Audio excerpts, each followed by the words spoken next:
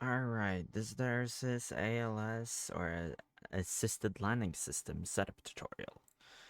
So, when you insert your product, it will probably look something like this to your eye.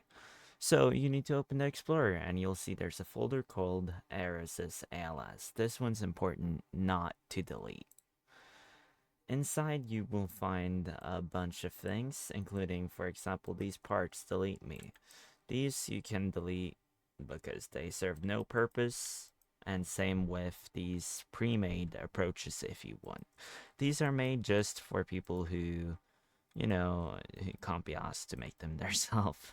Anyway, this is a 3-degree approach. This is a 6-degree approach. You can extend it as much as you like, and I'll show some of the customizability later on. Anyway, for now, we're gonna delete these parts as part of the setup. I'll move these to the side, and so what you'll see is these are all linked into like their own folders with all these points inside of them. It is important that you do not rename these parts called ALS corner, or if you are customizing the actual models here, then you must name whatever is supposed to be visible or not visible at times of change color must be named ALS corner. Anyway, that's for later. So, what we do first is we open the README. Here there's a bunch of information that you need, including some of the settings. So, if you are having an issue or anything, join the AeroSys Discord at discord.gg/this. Anyway, I'll link that in the description as well. And here. So the setup tutorial, this video is linked here, and that's probably how you found it, or through our support team. Anyway, so I've made a few guides how to find group ID and how to set up the staff rank if you are unaware of how to do that. So in the README, you can open these if you don't know how to operate these too. Anyway, so I don't know if I did a good job on writing this or not, so it's probably better to follow the video. Okay, so first of all, we see these here. I meant this is supposed to look like this. My bad. And this should look like ALS client side. Okay, anyway, disregard that. This is how it will look with the delete me parts. So, starter player scripts, we drag this. So just, select it, and you can left click or right click and hold it down. And then we want to move this to starter player scripts, but where is that? Like it says in the written guide, it is under starter player and then starter player scripts here. So we just drag it into starter player scripts. Do not drag it into starter character scripts, drag it into starter player scripts. Anyway, then replicated storage and server script service. Now we want to ungroup these. Control U or Command U for Mac users. And then you can also right click and ungroup, although I ungrouped it now. So right click, ungroup, right click, ungroup. So that's how we do that. And that's most of the setup. These are obfuscated scripts just to protect myself and my company. And then we're on to the rest. So in the README, now we can set our group ID. That's found on Roblox. I showed that in the documentation. I'll take this group ID here and then I'll make it 50 and above. So this is the minimum rank of staff that can use the system. So any rank above this will be able to use the / command that we set later on. Anyway, if you want to change the colors or anything, you can do that simply by changing it through the script. So here you can see their basic blue. That's what it's set to here, but if you want to change it, you just go here, make it green or something, and then it will change after the first time around. Anyway, we'll put that back as that's the basic one. And then hit color, if it's set to green, but you can make it red or whatever when it is hit, so the pilot can see, oh, I did actually hit this waypoint, good on me. But yeah, we don't need to touch a lot here apart from that. And that's actually most of the setup. However, you do need to get your approach done now. Now let's pretend we have a nice and shining runway here. And we do not know how we're going to control our pilots. Well, we do, because we will do this. So anyway, you can, for example, duplicate this ALS custom, but what I'd suggest everyone does to make it more organized for themselves is they go into this model, go to the point, and you actually duplicate the points.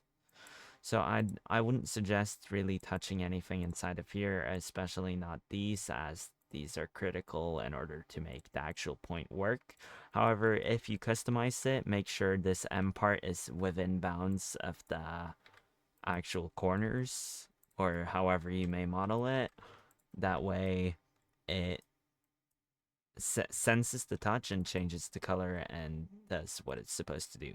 And future updates, I may even do statistics for how many waypoints you've hit, and yeah.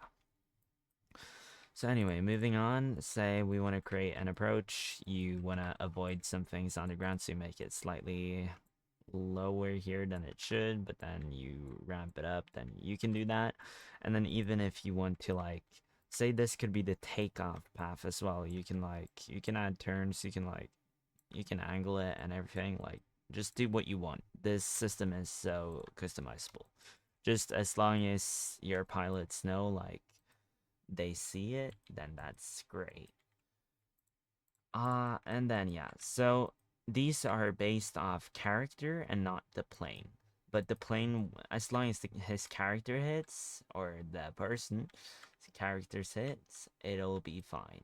So I chose that way because all planes within row aviation are different, and therefore, like, it would still hit as long as it's the pilot. And even say an HR sitting on board the plane can watch if he hits the points, if they also do the command. So now I'll demonstrate it without a plane though, because I am very lazy. So now I set the command. As you can see, like, this is preset to /E space ALS for assisted landing system, but you can change this by changing the value here, like /E path or whatever, but I'm gonna keep it /E ALS. And now most of this is set up, so we should be good. Now we play. Usually I'd recommend playing in-game, and then let's see, /EALS, and here all our points come up. If you want to do, like, say, 2 separate directions, like you want to create one path for this side of the runway and one going the other side, then feel free to do that, but it will still show. So yeah, anyway, as you saw, I kind of hit that one, and that's how it changes to that green color. Anyway, so, like, you just fly along this path, the things change, like, you'll know. You know you hit them when they change, and then they do return after, like, 15 seconds, as you saw that one return, but we'll see this one. There we go. And then to disable it again for pilots, you just do /EALS. This is locally sighted, so anyone that have the staff rank can use it, but, like, it's most crucial for the pilot. And then there's this 3-degree approach.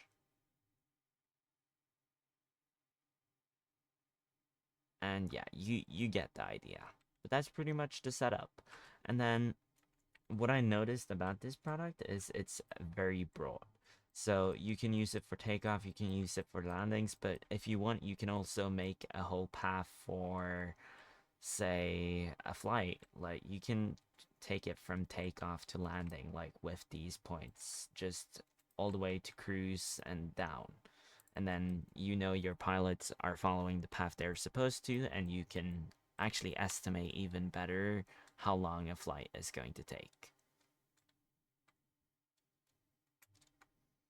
So yeah, that's pretty much it. If you have any issues, open a ticket in AeroSys, and if the product isn't working, make sure to check. For example, here, AeroSys ALS client handler not found in starter player scripts. It was found, but that's because I changed it to a name that worked. But it should be client handler like this, so it'll work for you perfectly. It'll say that because this is the finished model. Anyway, so then if you get, say, one of these, like AeroSys ALS client handler not found in starter player scripts, or any like server script service not found, starter player scripts not found, then you know, oh, I might have forgotten to ungroup, or I might have not moved it. So before opening a support ticket, please verify that first. And enjoy your product.